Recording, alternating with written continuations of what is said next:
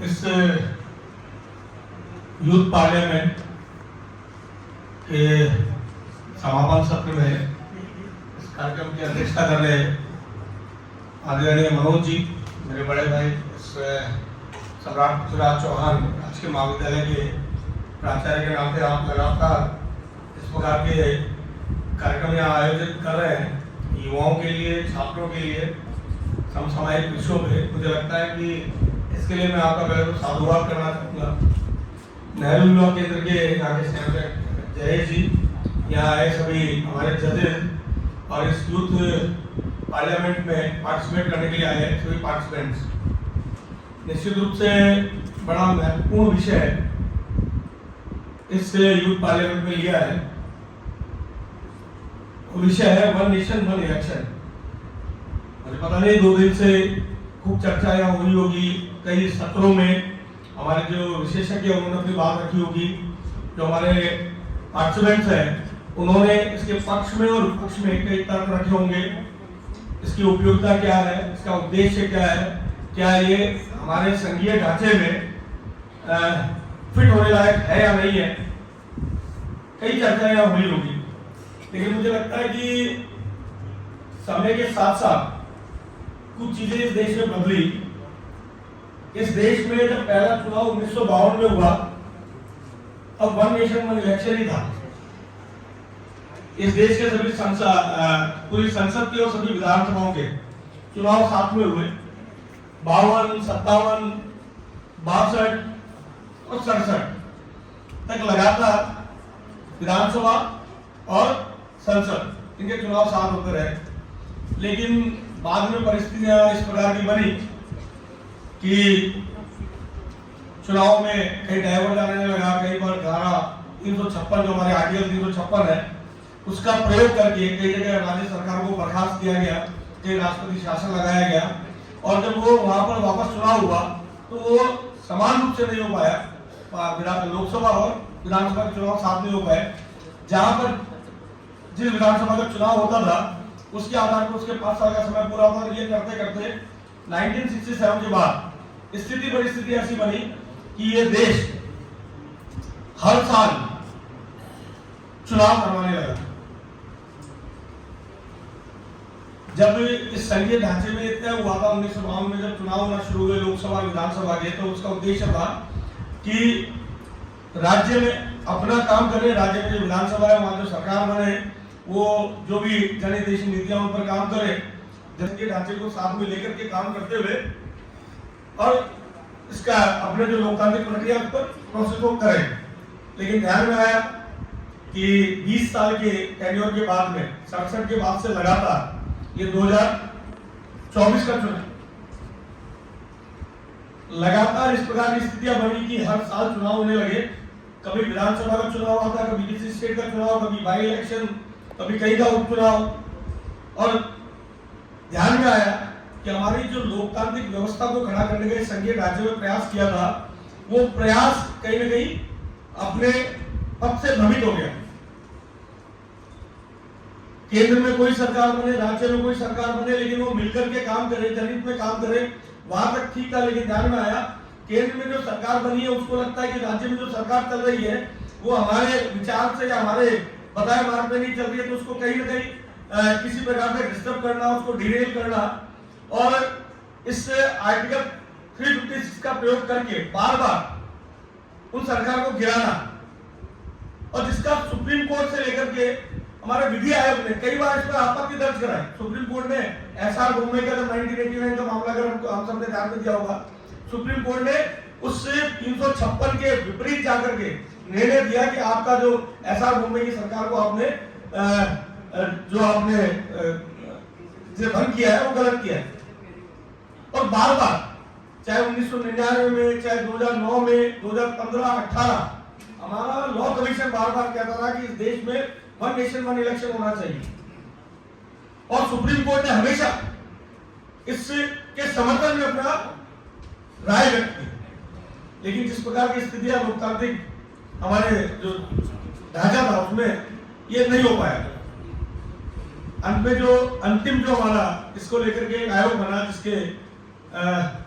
अध्यक्षता हमारे पूर्व राष्ट्रपति रामनाथ कोविंद जी ने की, तब उन्होंने इसके पक्ष में, क्योंकि जब उन्होंने इसके बारे में चर्चा की तो विभिन्न एनजीओ से, कमर्शियल एक्टिविटीज करने वाले कॉर्पोरेट से और विभिन्न राजनीतिक दल, 67 से ज्यादा राजनीतिक दलों से उन्होंने इस पर चर्चा की। और चर्चा करने में ध्यान में आया कि 47 राजनीतिक दल जिन्होंने इस पर भी राय व्यक्त की, उनमें से 32 ऐसे राजनीतिक दल थे वो चाहते थे कि वन नेशन वन इलेक्शन होना चाहिए। 15 ने इसके विपरीत भी राय दी। लेकिन उनकी ओपिनियन ये क्यों आई कि वन नेशन वन इलेक्शन होना चाहिए, एक देश में एक ही समय चुनाव होना चाहिए और सब चुनाव साफ होना चाहिए। ध्यान में आता है, मैंने जैसा कहा कि हर वर्ष चुनाव हम देखते हैं। मैं राजस्थान का ही उदाहरण आपके सामने रखूंगा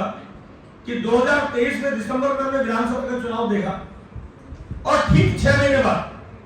हम लोकसभा के चुनाव में चले गए। अभी लोकसभा का चुनाव होकर के खत्म हुआ है तो ध्यान में आता है हमारे नगरीय निकाय के चुनाव अक्टूबर 2024 में कई जगह पे ड्यू हो गए। उन चुनाव को अगर करवाते, वो नहीं करवाए क्योंकि वन नेशन इलेक्शन के विषय को लेकर के बार बार जिस प्रकार का वातावरण बन रहा है, तो इस अक्टूबर 2024 में जिन निकायों के चुनाव होने थे उनको रोका। फिर ये जनवरी में हमारे पंचायती राज के चुनाव आ गए। पंचायती राज के चुनाव खत्म होने के तुरंत बाद में फिर अक्टूबर में 2025 में फिर हमारे निकाय के चुनाव होते और निकाय के चुनाव समाप्त होते थे, फिर पंचायती राज के चुनाव जो अलग अलग फेज में हुए, इस कारण से वो उन जगह के 5 साल का अपना कार्यकाल पूरा करते। ध्यान में आता है कि साल भर हमारा चुनाव में जाता है, 5 साल एक सरकार को काम करने के लिए मिलते हैं और 5 साल में वो कम से कम 8 बार चुनाव करवाती है, निकायों के, पंचायतों के, लोकसभा के, विधानसभा के, फिर बाई इलेक्शन, कहीं विधानसभा का बाई इलेक्शन, कहीं लोकसभा का बाई इलेक्शन। जब राजस्थान में ही 6 से 8 बार चुनाव हो रहा है तो इसका नुकसान क्या होता है? सबसे बड़ा नुकसान कि दिसंबर में सरकार बनी राजस्थान में, अप्रैल में हमारे मार्च में हमारे आचार संहिता लग गई। जनहित के जिन कार्य को करने के लिए सरकार बनी उन कार्यों पर रोक लग गई। प्रशासनिक ढांचा पूरा इस काम में लग गया कि चुनाव करवाने, जिन विषयों को तय करके नीचे तक आम करके इनमें काम करना था वो वहीं पर, क्योंकि आचार संहिता लग गई इसलिए काम नहीं होगा। और छोटी बात कहूंगा मैं कि नल वाली सड़क से लेकर के राजस्थान के युवाओं के भविष्य के लिए अगर रोजगार की व्यवस्था करनी है उन तक भी ब्रेक लग गया, वो खत्म हुए। फिर निकाय, मैंने बताया निकाय के चुनाव हो गए, फिर पंचायत के। तो ये साल भर ये प्रोसेस चलता है। इसके 2 नुकसान बड़े होते हैं। एक तो हमारी जिन जनहित की नीतियों को लेकर के काम हमको करना होता है उनको हम ढंग से नहीं कर पाते। उसके लिए बार बार आचार संहिता, बार बार चुनाव के अंदर, क्योंकि अगर जो भी दल चुनाव लड़ेगा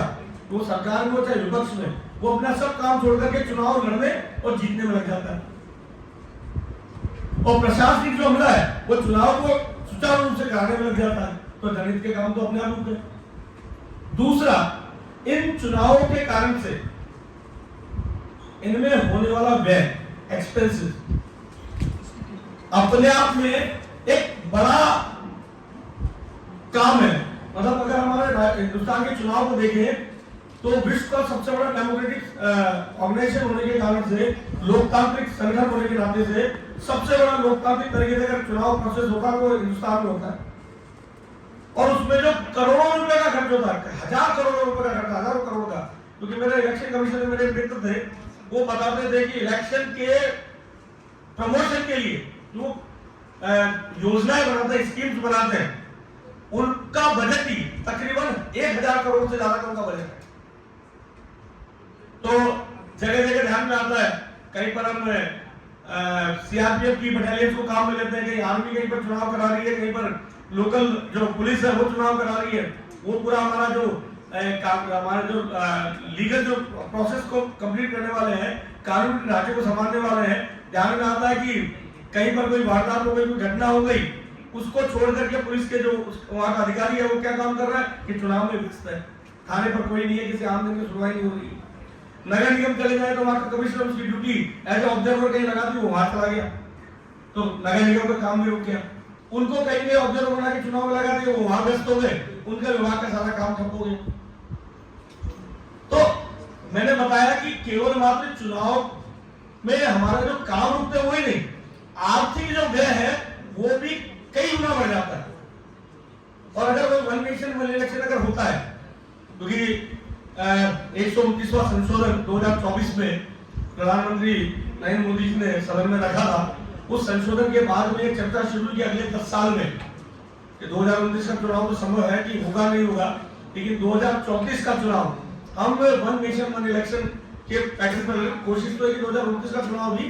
सभी विधानसभा लोकसभा का चुनाव साथ में हो। इसका बड़ा फायदा यही होने वाला है कि वन नेशन वन इलेक्शन अगर होता है, विधानसभा लोकसभा के चुनाव साथ होते हैं, हमारा बहुत बड़ा खर्चा बचेगा, हमारे प्रशासनिक ढांचे को भी बहुत इजीएस्ट तरीके से अपने चुनाव को कराने में, संपन्न कराने में आसानी होगी। क्योंकि मैंने देखा जब मैं छोटा था तो ध्यान में आया कि 1984 के अंदर लोकसभा के चुनाव हुए और उसके ठीक 6 महीने बाद में या 6 या 5 महीने बाद 1985 के अंदर विधानसभा का चुनाव हुआ और वो 6 महीने तक आचार संहिता, आजकल तो 45 डेज की आचार संहिता होती है, उसमें 90 डेज मिला करते थे आचार संहिता के। वो 6 महीने तक मेरे घर के बाहर की सड़क जो किसी कारण से खोद दी गई थी, उसका जो टेंडर होना था वो टेंडर उनके वर्कआउट में इसलिए नहीं दिया जा सका क्योंकि आचार संहिता लगी हुई है। और ऐसी स्थिति परिस्थिति हमको अजमेर में भी देखने को मिली होगी। अजमेर के अजमेर के प्रतिभागी यहाँ बैठे हैं, ध्यान में आया कि कचहरी रोड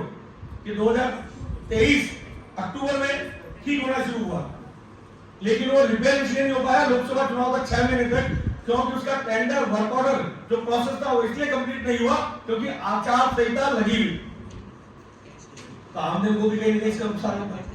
तो मैं जो कहना चाह रहा हूँ, इस वन नेशन वन इलेक्शन का जो उपयोग है, बाध्यता है, वो इस देश के युवाओं के भविष्य के लिए, इस देश के भविष्य के लिए बहुत महत्वपूर्ण है। क्योंकि वर्ष पर चुनाव में रहने वाले राजनीतिक संगठन, राजनीतिक दल, राजनीतिक व्यक्ति, उनके लिए चुनाव एक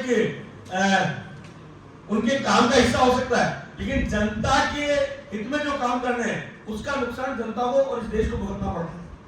और देश के प्रधानमंत्री नरेंद्र मोदी जी ने जब इस विषय को लेकर के जब आए,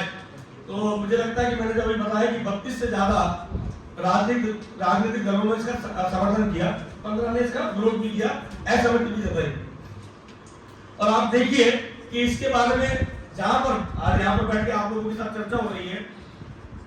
सुप्रीम कोर्ट के जज, उनका जब पैनल का डिस्कशन हुआ, रिटायर्ड चीफ जस्टिस, 9 से ज्यादा चीफ जस्टिस ऐसे थे जिन्होंने कहा कि वन नेशन वन इलेक्शन इस देश की आवश्यकता है। मैंने बताया लॉ कमीशन हमेशा इसके पक्ष में रहा, हमारे सुप्रीम कोर्ट हमेशा इसके पक्ष में राय देता रहा, और 32 से ज्यादा राजनीतिक दल, विभिन्न सामाजिक संगठन, वो सब ये कहते हैं कि इसमें एक तर्क आता है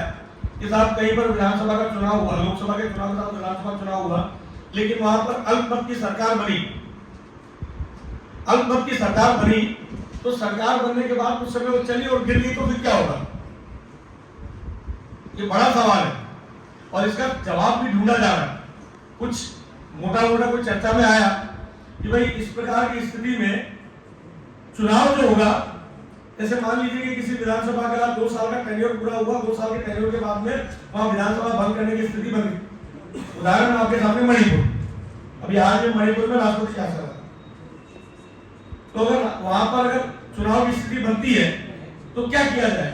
तब वहां पर वो सरकार 5 साल के लिए नहीं, जो उसका 2.5 साल का 3 साल का कार्यकाल बचा है, उसके लिए उस सरकार को चुना जाए, क्योंकि उस सरकार का गठन हुआ था, वहां चुनाव जब हुआ था तो 5 साल के लिए हुआ था, लेकिन 2 साल के बाद वहां पर स्थिति परिस्थिति बदली, सरकार गिर गई या बंद कर दी गई, और उसके बाद जो टेन्योर बचा उसके लिए चुनाव जो है उन्होंने विरोध किया। भाई सरकार को तो 5 साल के लिए चुनते हैं, तो इसमें संशोधन करने के लिए हमारे आर्टिकल 368 हमारे संविधान का है, उसमें प्रावधान है कि हम इस प्रकार का संशोधन कर सकते हैं। ये बड़ा इशू है, क्योंकि आप लोगों के लिए भी हो सकता नहीं लगे, लेकिन राजनीतिक दल जो है उनके लिए बड़ा इशू है कि मेरी सरकार चुनी जाए, कोई भी राजनीतिक दल वो चाहेगा 5 साल के लिए चुनी जाए, लेकिन वो 5 की जगह 3 साल के लिए चुने, तो उनको लगता है कि मेरा तो टेन्योर 5 साल में 3 साल क्यों रहा, तो इसमें संशोधन होगा वो सभी के लिए बराबर होगा, वो किसी एक राजनीतिक दल के लिए नहीं होने वाला, सभी के लिए होने वाला। ऐसा ही था कि भाई निकाय और पंचायत की चुनाव, मान लीजिए लोकसभा और विधानसभा के तो आपने साथ करा दिए, क्या निकाय और पंचायत की चुनाव उसी में साथ होने चाहिए? क्योंकि हमारे आम मतदाता, आम जन की एक मानसिकता है कि वो लोकसभा में हो सकता है कि किसी एक ही सरकार चुनना चाह रहा हो, किसी एक विशेष राजनीतिक दल को चुनना चाह रहा हो, लेकिन विधानसभा में उसका मत कुछ अलग है, मत भिन्न है। और होता है, कई बार होता है कि एक दल की सरकार लोकसभा में बनती है, विधानसभा में 6 महीने बाद उलट उसके बाद सरकार जो बनती है, वहां चुनाव होते हैं तो वहां सरकार किसी और दल की बन जाती है। तो जो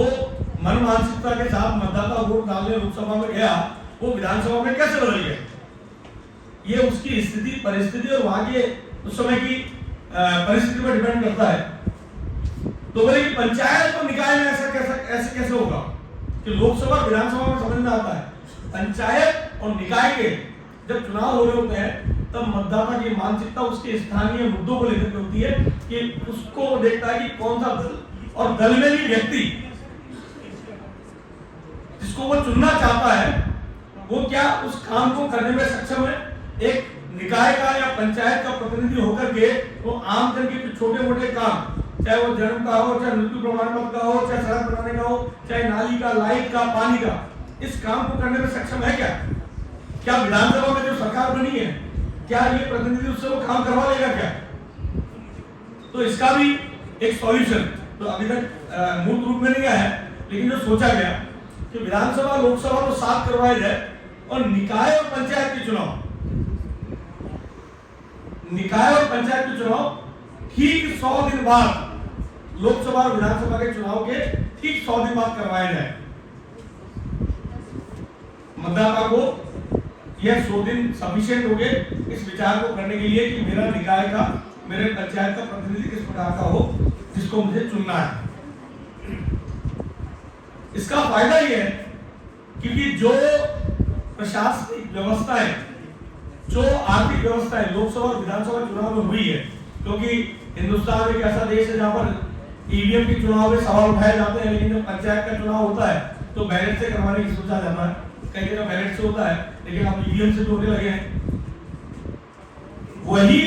मशीनरी 3 महीने बाद उस निकाय के और पंचायत के चुनाव को करा पाएगी। इससे हमारा जो खर्चा है वो आधा रह जाएगा। हमारी जो प्रशासनिक अमला है उस चुनाव को करने में, क्योंकि उनको 100 दिन का टाइम है, 100 दिन में दोनों काम हो जाते हैं, तो 5 साल तक फिर हमको किसी चुनाव का मुंह देखना नहीं पड़ेगा। 5 साल तक इस देश को जिस विकास के पथ पर दौड़ाना है उस पर दौड़ा पाएंगे। आम जन के हित के जो निर्णय है, चाहे युवाओं के, चाहे किसानों के, चाहे महिलाओं के, जिन निर्णयों को एग्जीक्यूट करने का जो समय उनको मिला है उसको कर पाएंगे। नहीं तो ध्यान में आता है कि विधानसभा लोकसभा चुनाव के 6 महीने के लिए विधानसभा होगा, विधानसभा के बाद लोकसभा हुआ, लोकसभा निकाय हुआ, फिर पंचायत हुआ, 2 साल 3 साल सरकार के सिर्फ इसी काम में निकल जाते हैं और अंत में उनसे हम ही सवाल करते हैं कि आपको समय दिया था हमने 5 साल, आपने क्या किया? वो जब कहेगी था वहां विधानसभा का चुनाव था, फिर निकाय का था, फिर पंचायत, नहीं, आपको 5 साल का समय दिया था, इस 5 साल में आपको इस काम को करना था। तो हमारे एक जनप्रतिनिधि के नाते ये बात कह रहा हूँ कि आम जन में सवाल करता है, आते ही तो हमको लगता है कि अरे भैया चुनाव में समय निकल गया, तो भाई हमने थोड़ी कहा आपको 5 साल समय दिया, आपको 5 साल में काम करना। तो मेरा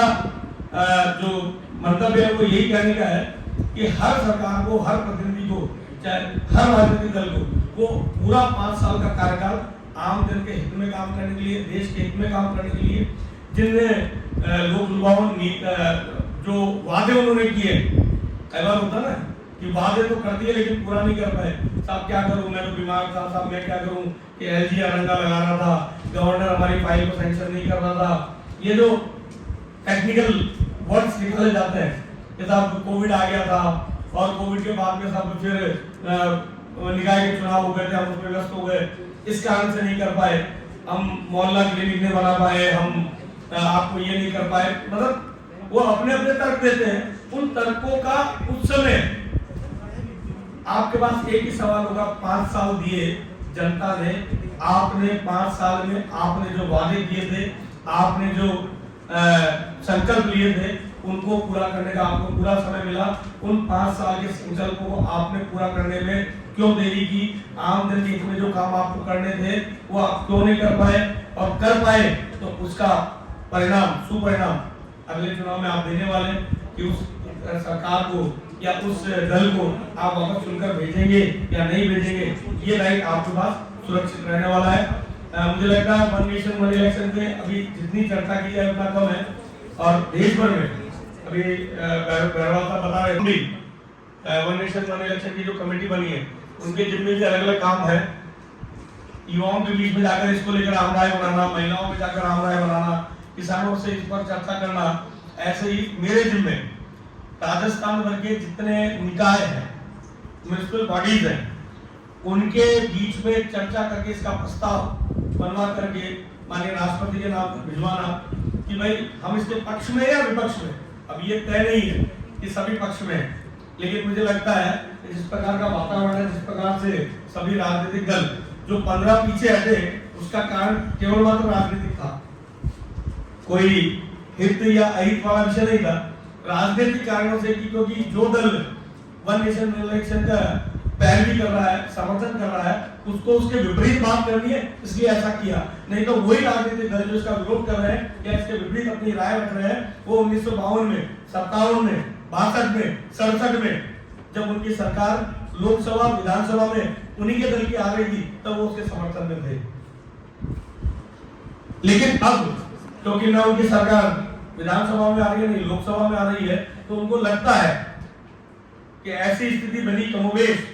2014 के बाद जो एक बड़ा परिवर्तन, क्रांतिकारी परिवर्तन इस देश में आया है कि आम जन अब सोचने लगा है कौन से दल को हमको केवल मात्र किसी परिवार के कारण से चुनना है या हमको इस देश के हित में काम करने वाले दल को चुनना है। तो ये 2014 के बाद जो परिवर्तन आया उससे घबरा कर वो इसका विरोध कर रहे हैं। ध्यान में आता है कि 14 से लेकर 24 3 लोकसभा के चुनाव हुए और विभिन्न राज्यों में विधानसभा के चुनाव हुए। तो ध्यान में आता है कि लोकसभा चुनाव के साथ में के होने के बाद लोकसभा में जिस दल को बहुमत मिला, जिसने आम जन के हित में जब काम करना शुरू किया, तो उन राज्यों में भी मन मानसिकता में परिवर्तन आया कि देश के प्रधानमंत्री की जो सरकार है वो देश में इतना अच्छा काम कर रही है, तो इनकी सरकार हमारे राज्य में होगी तो राज्य में हमारे इतना अच्छा काम करेगी। और उसका परिणाम कई जगह देखने को मिला। कई ऐसे स्टेट हैं जहां पर कभी भी जो राजनीतिक दल आज केंद्र में सत्ता में है, आमदन के हित में काम कर रहा है, एक सेवक के नाते, उन राज्यों में कभी सरकार नहीं थी, आज वहां पर भी सरकार है। ये बड़ा कारण है विरोधियों का विरोध करने का, इस पर अपनी असहमति देने का, क्योंकि उनको लगता है कि लोकसभा और विधानसभा अलग अलग हो गए तो लोकसभा नहीं तो विधानसभा में सही, कहीं तो हमारा राजनीतिक दल सत्ता में काबिज होकर के बैठे और अपनी राजनीतिक गतिविधियों को एक जो उन्होंने मापदंड तय किया उस तक पहुंचाने का प्रयास करें। लेकिन मुझे लगता है कि इस देश का मन मानसिकता कहीं नहीं बदली है और ध्यान में आया कि जो करोड़ों रुपया व्यर्थ हम चुनाव में हर साल करते हैं, उसको बचाने के लिए सब एक में सहमत होकर के इस और आगे बढ़ रहे हैं। क्योंकि अभी मैं फिक्की का एक बड़ा प्रोग्राम दिल्ली में हुआ, उसमें मेरा जाना हुआ। फिक्की के उस कार्यक्रम में भी वन नेशन वन इलेक्शन पर चर्चा हुई और उस चर्चा का जो उद्देश्य था उनका ये कहना था कि हम इंडस्ट्रियलिस्ट हैं, हम उद्योगपति हैं, हम लोगों को साल भर में जो हमको उपयोगी जो लगता है कि साल भर हम काम करेंगे, इंडस्ट्रीज को जो डेवलपमेंट होना चाहिए, इंडस्ट्रीज की जो ग्रोथ होनी चाहिए, उसमें रुकावट का कोई